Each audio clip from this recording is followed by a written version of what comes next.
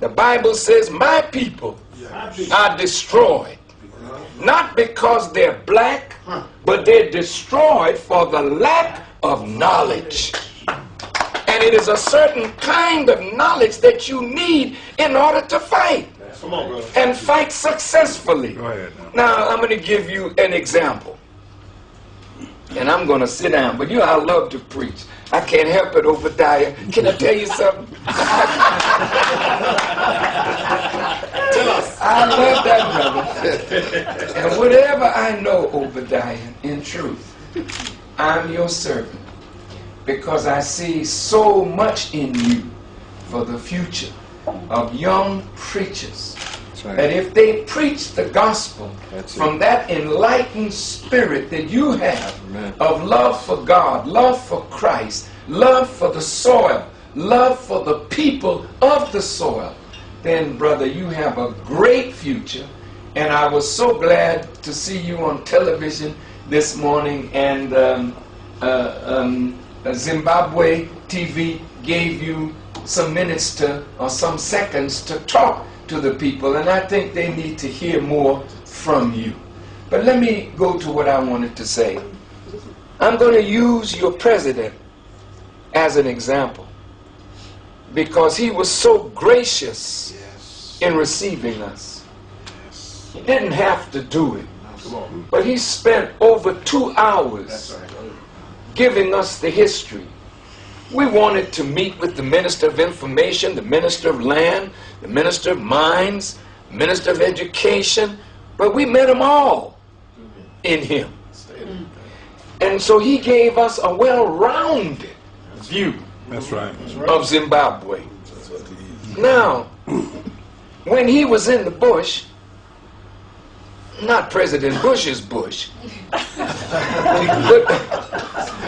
but when he was in the bush fighting alongside Joshua and Kumo and the great warriors, men, women, and children who were fighting for the liberation of this land, the Bushes of the world, the Tony Blairs of the world, the white people of the world referred to him in the language of terrorists. Yes. I was surprised when I went to the Heroes Acre and looked at on the wall what was written by the whites who were running Southern Rhodesia at that time. The language that they used then for those who struggle for liberation, they called them terrorists. Yes.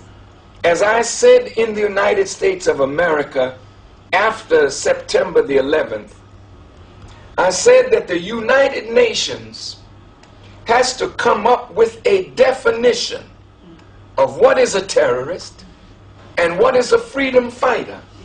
Raise the standard so that you have a definition that we can look at, universally accepted, that one man who is a terrorist can be defined as that, but no freedom fighter can be charged with being a terrorist when he's fighting to liberate his land from the occupiers.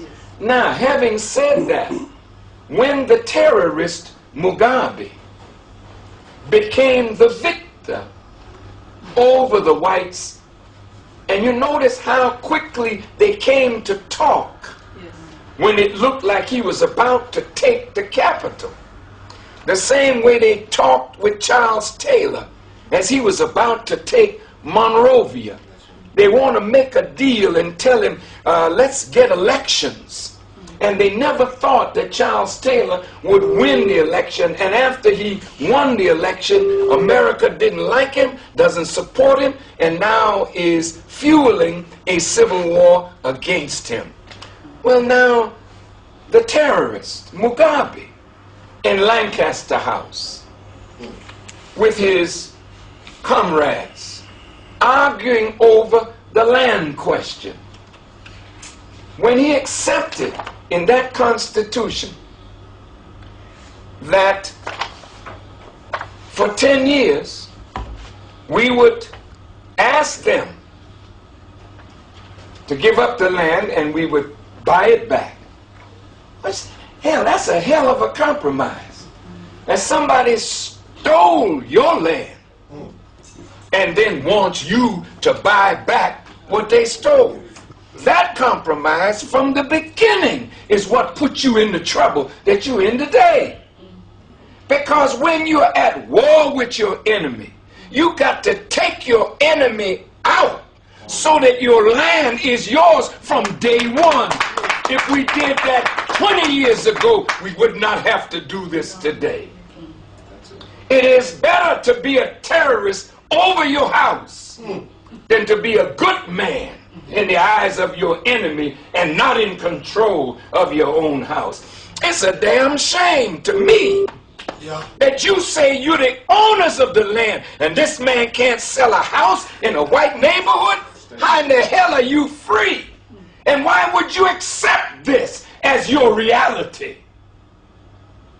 Preach it. Come on, bro. Hell yes, I got to preach it, man. We have bowed down to them, and every time you bow down to them, they crush you even more. So when you stand up, now you become an enemy. That shows you that they are your enemy. Excuse me for being passionate. You know, I'm just passionate because I love you. I love this land. And I hate to see what the enemy has done and what he continues to do. And as long as the president allowed them to stay here, I mean, think about this. Ian Smith, when you look at all those bodies, those skulls, and those graves, when you win, you don't even bring your chief enemy to justice. You don't try him. You don't kill him. You allow him to live here and own land. See, that's the goodness of your heart, because you don't know your enemy. And you really don't know yourself. But if you knew yourself and you knew your enemy, you would deal with your enemy like an enemy. And I have to say this to you, Reverend. See, there ain't going to be nobody like you or me dealing with this today, because your heart's too tender. God has to deal with this today. And that's why the Bible says blood will be up to the horse's bridle. You can't stop that with no nonviolence. I'm sorry, I have to tell you the truth, because when I leave here, you're going to meet it anyway. Yes. Prophesy. God is going to deal with this. And if the white man don't back up, you're going to be right back to war again. And a curtain of blood is going to rise from South Africa all the way to the north, because the white man is not going to give up without a fight. And you know I'm telling you the truth. Stay there. Stay there. Excuse me. That was that ice cream. That's what it was. Something in that ice cream. Give him some more. I'm sorry to raise my voice. It's fine. But, dear family, look. I'm hurting because I see. And I'm hurting because I know. I'm not asleep. I'm a wide awake man. And that's why they hate me in America, because I will not stop telling the truth. You shall know the truth, and the truth shall set you free. What truth? Yes. What truth? It's the knowledge of God, the knowledge of yourself, the knowledge of your enemy, and the knowledge of the true religion of God. That is what's going to set you free. Now I'm going to sit down, because I think I've created a little problem, you know. No, you haven't. But family, look. Open the eyes. My brother Mugabe today is demonized. He's no longer the good man. Yes. But as long as white folk could have 12 million hectares of your land and he said nothing, he's a good man. But when that brother, see, who was one of the warriors, felt betrayed Because the betrayal is, I didn't fight for a flag with no meaning. I didn't fight for a few people to be in Parliament riding around in Mercedes-Benz and I don't have a damn thing to feed my children. I didn't fight for that. I fought to free the land.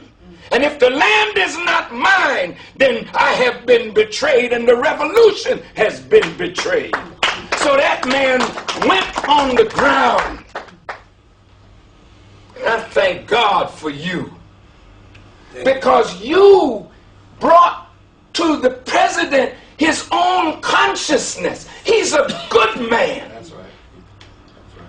He could have denied you, sent the army and the police on you, and made you the demon, and he would have been loved by all white folks all over the world. But he knew that you were right, but he had to find a way to do it. And he